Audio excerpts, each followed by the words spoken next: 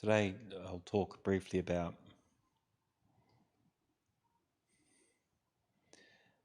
from my viewpoint, and my understanding and the awakening I experienced, which was the end of the I, in fact, or the beginning of the end. It takes a little while for it to thin out fully. Is that there's inner work to be done, which I've mentioned before.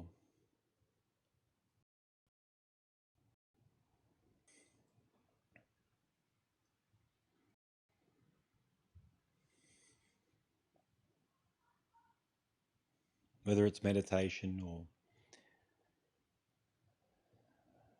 there's various ways, various types of meditations. There's guru meditations, there's understanding Dharma. There's many. You can Google this. You don't need me for this. The most powerful is being with a teacher, by far. That was my experience. I'd been playing this game on and off for 20 years. Moderate success, but always falling into holes or finding dead ends, and finding a live teacher that got to know me and knew me and my issues, my issues that were blocking me from what I am, which is all it is. It's a bunch of things blocking you from what you are. You are what you're looking for already. It's just you're blocked. So the combination of the energetic transmission of understanding what the energy feels like and learning to know what the energy feels like, the Buddha field, the energy field of somebody awakened, somebody that's no longer a somebody, that energy field, getting used to that and soaking in it and resting in it, and making that to become a new habit instead of the habit of mind and Thomas and excitement and adventure and what are all these things are, that these outward adventures and things we do to feel good, to lift us from our mundane feeling within to a little bit better. Is pleasure seeking is what I call it, which is not happiness. Happiness is something that's there without anything. Just sitting down, happiness. Standing up, happiness. Playing your favorite sport, happiness.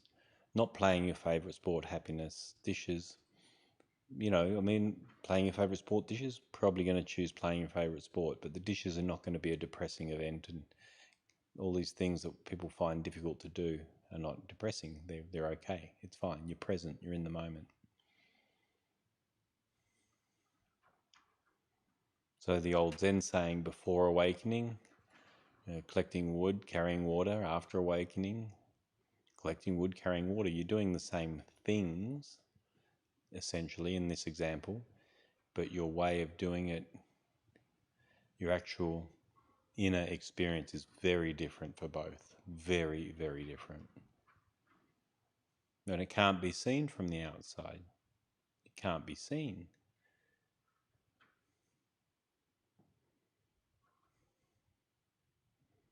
But the insides are very different.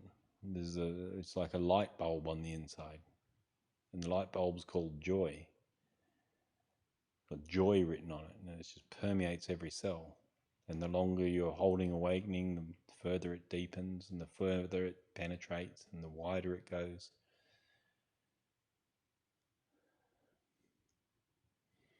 And the less interested you are in external excitements. But if they're there and you feel like surfing or doing this and doing that, that's fine. It's a bonus. But it's not essential. It's not required to feel good anymore. Hanging out with friends at a club, or having to meet people, having to have people around you, having to have people like your stuff, just isn't relevant anymore at all. At all.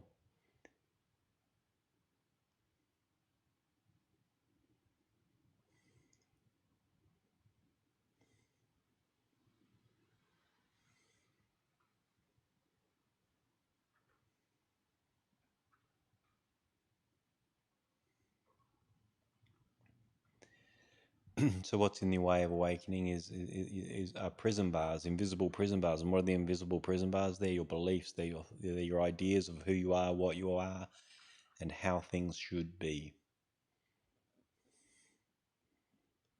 Your desires. They're a contract that you will suffer until X result occurs in the future.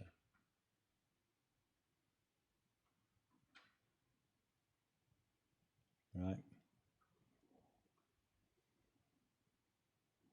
They're a contract you've made with yourself to suffer. Things are not okay now. In the future, they'll be okay when this and that happens. That's when happiness will arise. But it doesn't. You get to that point, there might be a little sigh of relief, a day or two of happiness, or there might even be the realization, which I would have over and over and over, oh, well, that wasn't what I thought it was. Now what do I do? Now what do I do? Shall I go start a new adventure and have another end goal and just keep heading further and further and further into stuff and collecting experiences, ideas, concepts, money, material goods? I'm going to die soon. This would be a recurring theme in me. It wasn't because, I don't know if it was before, but it was drilled in by Don Juan, who was Carlos Castaneda's teacher. In his teachings is, you know, make death your advisor. Realize you're going to die, just like every other human that's ever lived has. And time was ticking. I was running out of time. Am I going to keep collecting? Is that my life purpose, to collect and have chicken shit conversations, chicken shit interactions with people for the rest of my life? Is that it? Is that all there is? A series of babbles that people interact each other with so each of them feels comfortable? No.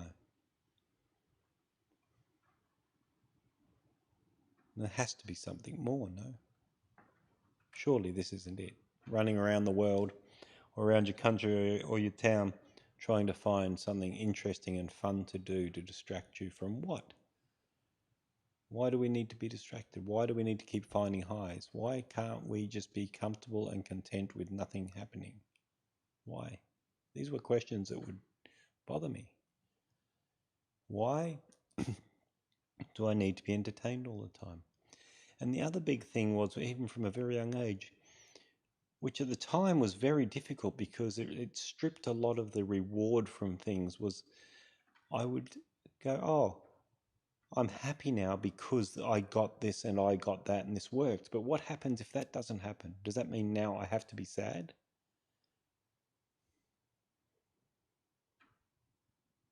And it would dull the excitement of winning the things, because this thought would come up and it would, this seeing, and it would be a bit of a bummer in a way, especially when you're not into this properly and understand it. But it was true. It was true. This was like a deeper understanding slipping through my defenses and slipping through my ignorance.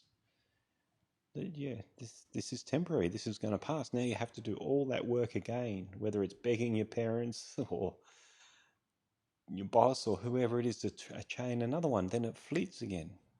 It's gone again. You have to start again. And this sort of stood out to me for some reason. I don't know why. It just did. I can't explain it. But I'm grateful. I'm grateful that I could see these things, or at least have the inkling to point me in the direction of truth, which is actually this way. It's inwards.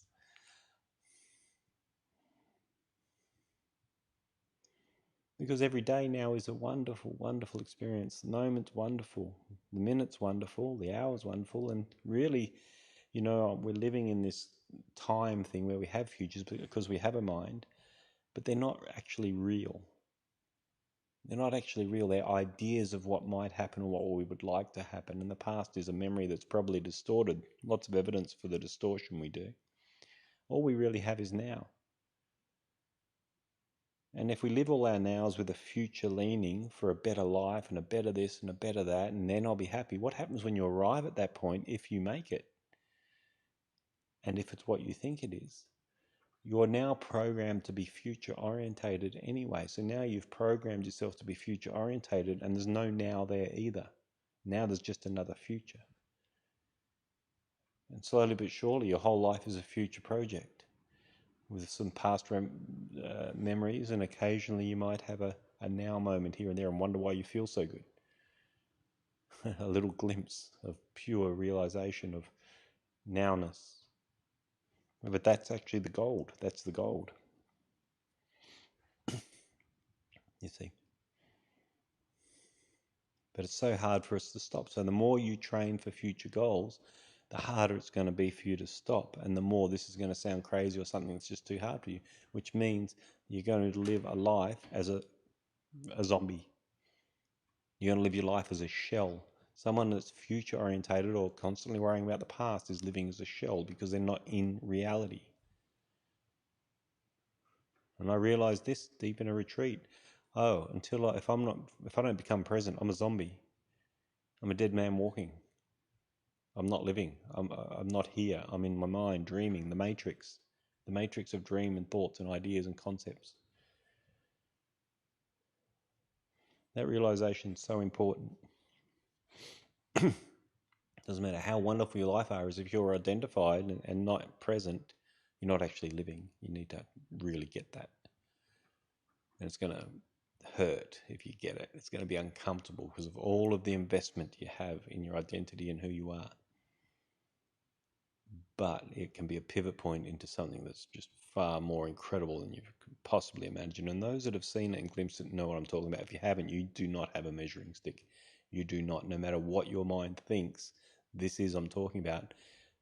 It's not on the measure. The measuring stick doesn't go anywhere near it, so you can't understand it. Hence the importance again of a teacher that's holding the energy, so they might give you a glimpse so you can see the level they're talking about. You really need to understand this.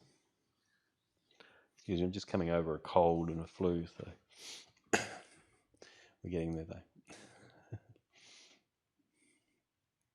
Anyway, time to stop talking.